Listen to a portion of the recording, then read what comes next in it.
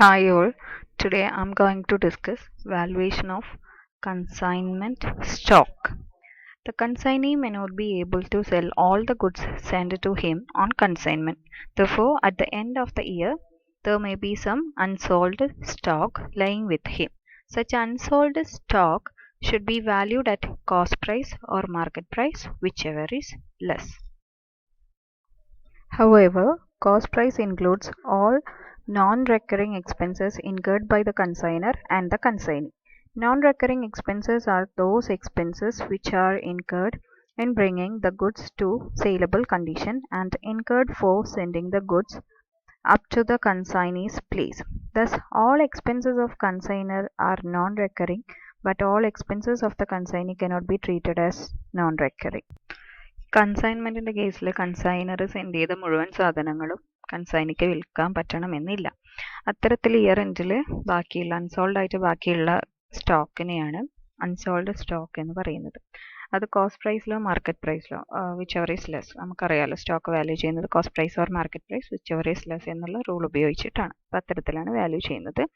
Then cost പ്രൈസിൽ എല്ലാ non recurring എക്സ്പെൻസസും കൺസൈനർ ആൻഡ് കൺസൈനീൻ്റെ എല്ലാ നോൺ റെക്കറിങ് എക്സ്പെൻസസും ഇൻക്ലൂഡഡ് ആണ്.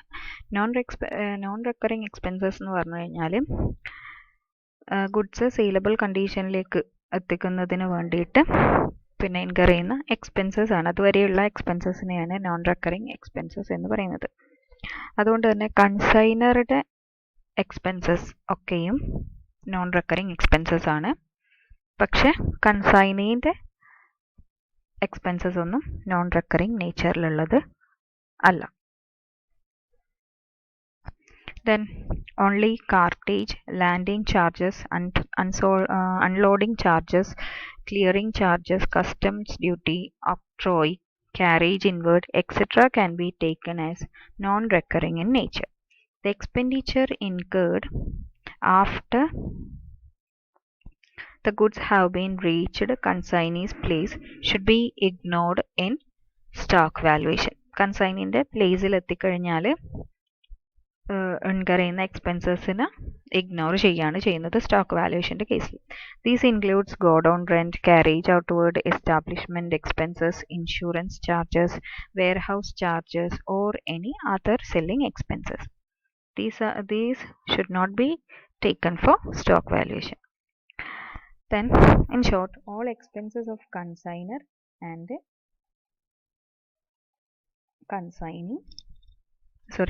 all expenses of consignor and non-recurring expenses of the consignee should be taken in stock valuation. അതായത് ഗോഡൗണിൽ എത്തിയതിന് ശേഷം ഇൻകർ ചെയ്യുന്ന എക്സ്പെൻസസ്, കൺസൈനിക്ക് ഇൻകർ ചെയ്യുന്ന എക്സ്പെൻസസ് അതാണ്. പിന്നെ ഗോഡൗൺ റെൻറ്റ്, കാരേജ് ഔട്ട്വേർഡ്, പിന്നെ എസ്റ്റാബ്ലിഷ്മെൻറ്റ് ചാർജസ്, ഇൻഷുറൻസ് ഉണ്ടെങ്കിൽ അത്, വെയർഹൗസ് ചാർജസ്, മറ്റ് സെല്ലിംഗ് എക്സ്പെൻസസ്, ഇതൊന്നും വാല്യുവേഷൻ ഓഫ് സ്റ്റോക്കിൽ ഇൻക്ലൂഡ് ചെയ്യില്ല. അത് നമ്മൾ കൺസിഡർ ചെയ്യുന്നില്ല. The value of closing stock should be credited in consignment account. The value of opening stock, if any, should be debited in the consignment account. The consignment stock is valued in the manner that cost price of goods unsold ആയിട്ട് ബാക്കിയുള്ള ഗുഡ്സിൻ്റെ cost പ്രൈസിൻ്റെ കൂടെ add proportionate expense of കൺസൈനർക്ക് incur ചെയ്തിരിക്കുന്ന ആ ഒരു അൺസോൾഡിൻ്റെ ഗുഡ്സിന് പ്രപ്പോർഷനേറ്റ് ആയിട്ട് കൺസൈനർക്ക് ഇൻകർ ചെയ്തിരിക്കുന്ന എക്സ്പെൻസസ് ആഡ് ചെയ്യും. പിന്നെ അതുപോലെ തന്നെ proportionate non recurring expenses of the കൺസൈനീൻ്റെ നോൺ റെക്കറിങ് എക്സ്പെൻസസ് മാത്രം, കൺസൈൻമെൻറ്റിൻ്റെ കേസിൽ അയാൾക്ക് ഇൻകർ ചെയ്തിരിക്കുന്ന, കൺസൈനിക്ക് ഇൻകർ ചെയ്തിരിക്കുന്ന നോൺ റെക്കറിങ് എക്സ്പെൻസസ് മാത്രം പ്രപ്പോർഷനേറ്റ് ആയിട്ട് അത് ആഡ് ചെയ്യും. അങ്ങനെ കിട്ടുന്ന അതിനെയാണ് നമ്മൾ വാല്യൂ ഓഫ് ക്ലോസിംഗ് സ്റ്റോക്ക് എന്ന് പറയുന്നത്.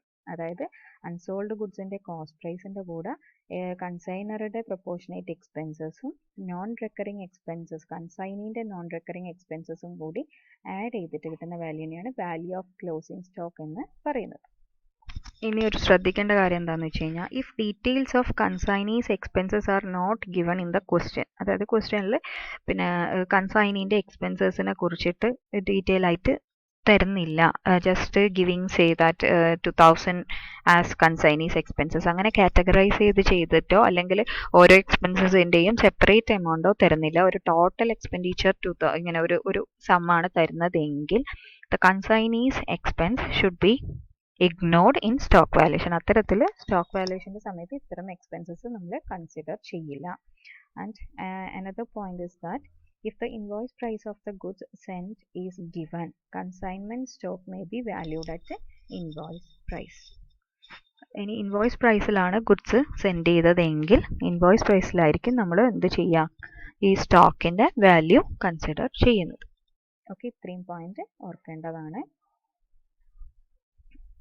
കൺസൈൻമെൻറ്റ് സ്റ്റോക്കിൻ്റെ വാല്യൂഷനായി ബന്ധപ്പെട്ട്.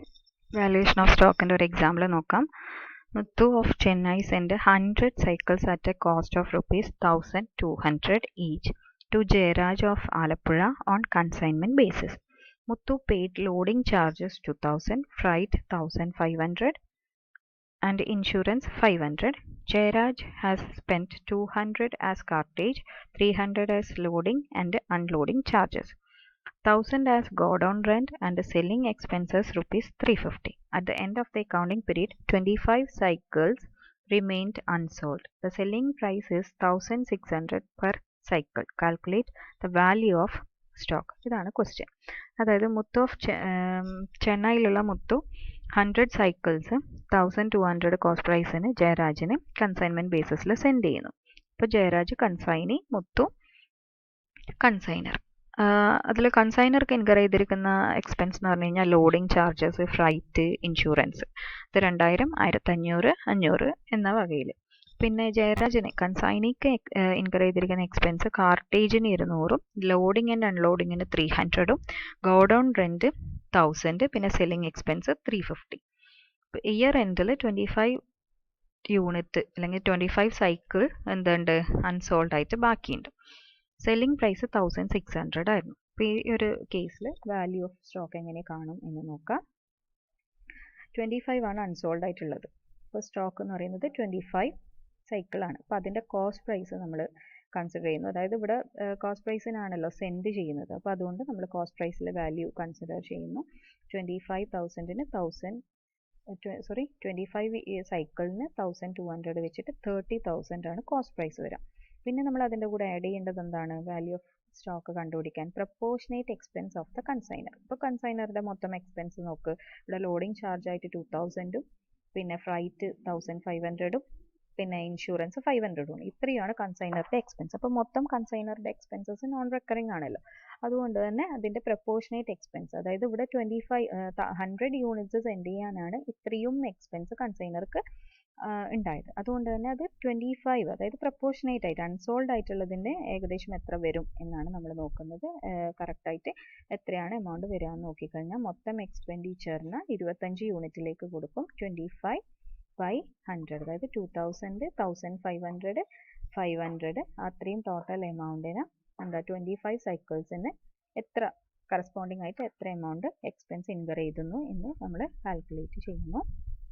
അതായത് 3500, 4000 രൂപേൻ്റെ പിന്നെ 25/100 ചെയ്ത് കഴിഞ്ഞാൽ പ്രപ്പോർഷനേറ്റ് എക്സ്പെൻസ് കൺസൈനർക്ക് ഈ ഒരു അൺസോൾഡ് ഗുഡ്സിന് പ്രപ്പോർഷനേറ്റ് ആയിട്ട് ഇൻകർ ചെയ്തിരിക്കുന്ന എക്സ്പെൻസസ് നമുക്ക് കിട്ടും. അത് 1000 ആണ്. തന്നെ ഇനി പറയേണ്ടത് അല്ലെങ്കിൽ ഇനി ആഡ് ചെയ്യേണ്ടത് എന്താണ്, proportionate non recurring expense of the കൺസൈനിയാണ്. ഇപ്പോൾ നോൺ റെക്കറിങ് എക്സ്പെൻസസ് എന്തൊക്കെയാണെന്ന് നമ്മൾ പറഞ്ഞിട്ടുണ്ട്.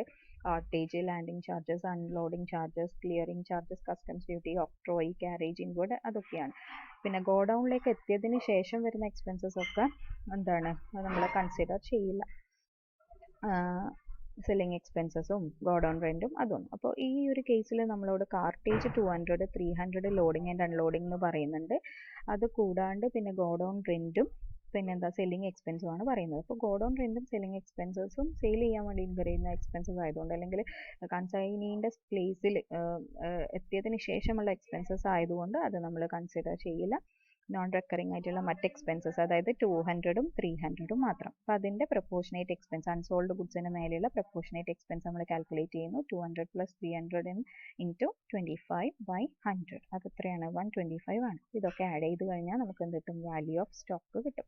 ഇങ്ങനെയാണ് സ്റ്റോക്ക് വാല്യുവേഷൻ നടത്തുന്നത്. ഇനി ഓൾട്ടർനേറ്റീവ്ലി വേറൊരു വേ കാൽക്കുലേറ്റ് ചെയ്യുന്നതിന് യൂസ് ചെയ്യുന്ന വേ എന്ന് പറഞ്ഞു കഴിഞ്ഞാൽ ഒന്നുമില്ല. Alternatively cost of goods send on consignment, അതായത് ടോട്ടലിൻ്റെ മേലെ കണ്ടിട്ട് നമ്മൾ ചെയ്യുന്നതിനെയാണ് ഈ ഒരു മെത്തേഡിൽ ചെയ്യുന്നതാണിത്. എന്നിട്ട് ലാസ്റ്റിൽ ഉള്ള വാല്യൂവിനെ മാത്രം അൺസോൾഡിൻ്റെ പ്രൊപ്പോർഷനേറ്റ് കണ്ടുപിടിക്കുന്നത്. അതായത് cost of goods send on consignment 100 യൂണിറ്റിൻ്റെ കോസ്റ്റ് കണ്ടുപിടിക്കുന്നു. അതിൻ്റെ കൂടെ കൺസൈനറുടെ മുഴുവൻ എക്സ്പെൻസസും, അതായത് ഇത്രയും മൊത്തം യൂണിറ്റ് സെൻഡ് ചെയ്യാൻ ഇൻകർ ചെയ്തിരിക്കുന്ന എക്സ്പെൻസസ് ആഡ് ചെയ്യുന്നു. അതിൻ്റെ കൂടെ കൺസൈനിൻ്റെ മൊത്തം നോൺ റെക്കറിങ് എക്സ്പെൻസസ് ആഡ് ചെയ്യുന്നു. അപ്പോൾ ഒരു ടോട്ടൽ ഫിഗർ കിട്ടും. ഇവിടെ 1,24,500 കിട്ടും. അപ്പോൾ ഇനി അതിൽ നിന്നാണ് വാല്യൂ ഓഫ് സ്റ്റോക്ക് കണ്ടുപിടിക്കുന്നത്.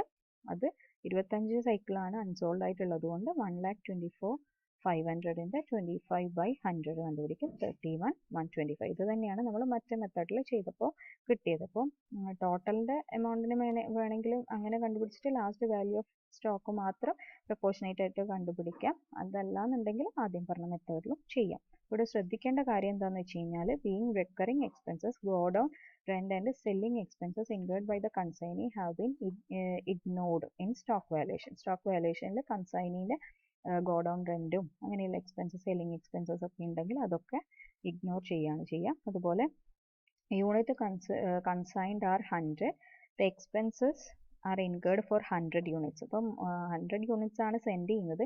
അപ്പം മൊത്തം തന്നിരിക്കുന്ന എക്സ്പെൻസസ് എന്ന് പറയുന്നത് 100 യൂണിറ്റ്സ് സെൻഡ് ചെയ്യാൻ ഇൻകർ ചെയ്തിരിക്കുന്ന എക്സ്പെൻസസ് ആണ്. അപ്പോൾ യൂണിറ്റ് റിമെയിൻഡ് അൺസോൾഡ് എന്ന് പറയുന്നത് 25 ആയതുകൊണ്ട് തന്നെ പ്രൊപ്പോർഷനേറ്റ് എക്സ്പെൻഡിച്ചർ എന്ന് പറയുന്നത് എന്താണ്? 25/100 ആണ്. എക്സ്പെൻസിൻ്റെ 25/100 ആണ് proportionate expense of unsold goods എന്ന് പറയുന്നത്. അപ്പോൾ അതുകൊണ്ടാണ് നമ്മളവിടെ പ്രൊപ്പോർഷനേറ്റ് എക്സ്പെൻസ് ഓഫ് കൺസൈനറും കൺസൈനിയും ഒക്കെ കാൽക്കുലേറ്റ് ചെയ്യുമ്പോൾ ആ ഒരു മെത്തേഡ് യൂസ് ചെയ്യും. ഇങ്ങനെയാണ് സ്റ്റോക്ക് വാല്യുവേഷൻ കൺസിഡർ ചെയ്യുന്നത്. ഓക്കെ, കാൽക്കുലേറ്റ് ചെയ്യുന്നത്. Okay, then